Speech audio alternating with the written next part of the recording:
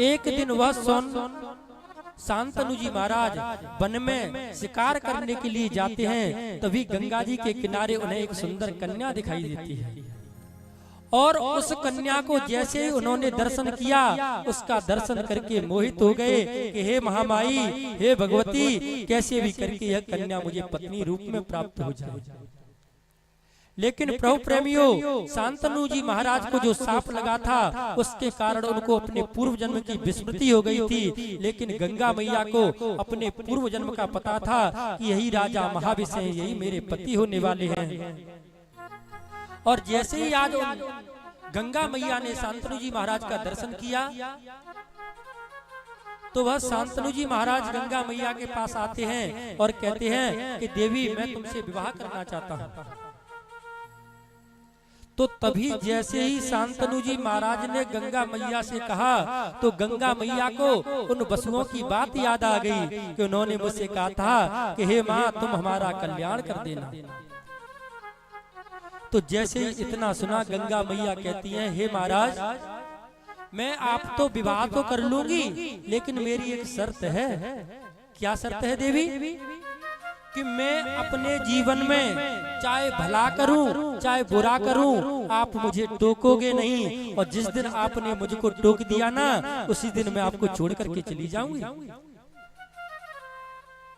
तो मेरे प्रभु प्रेमियों, आज शांतनु जी महाराज ने उनके रूप पे मोहित होकर के उस शर्त को स्वीकार कर लिया।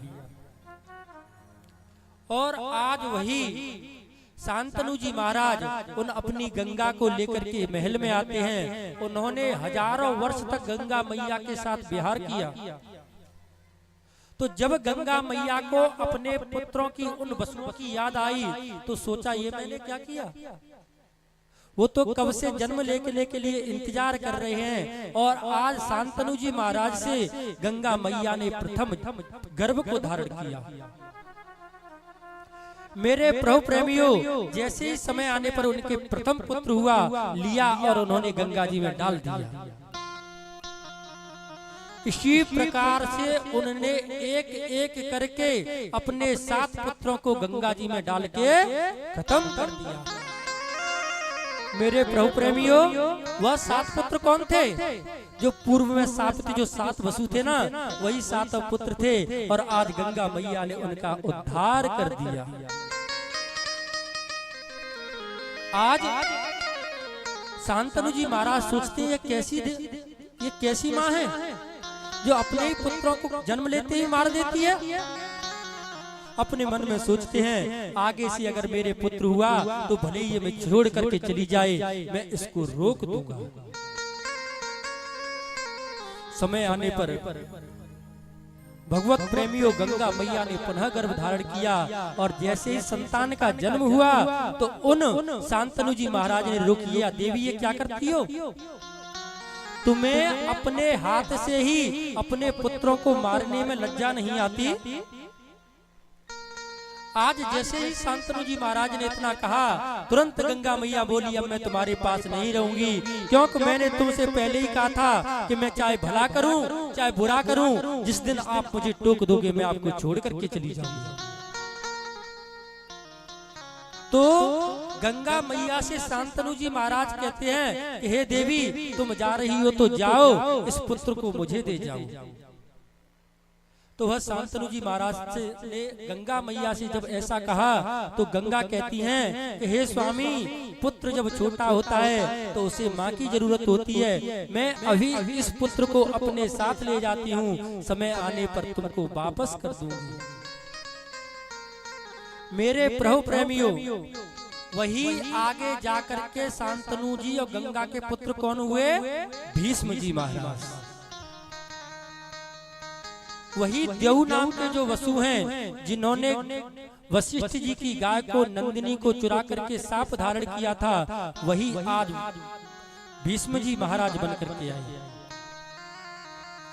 तो जब इतना सुना सूत जी महाराज ने तो बोले कि गुरुदेव, कल आप बता रहे थे कि उन कौरवों ने बार बार पांडवों को कष्ट दिया, उनको हर जगह लज्जित करना चाहा, तो आगे जाकर के पांडवों का क्या हुआ?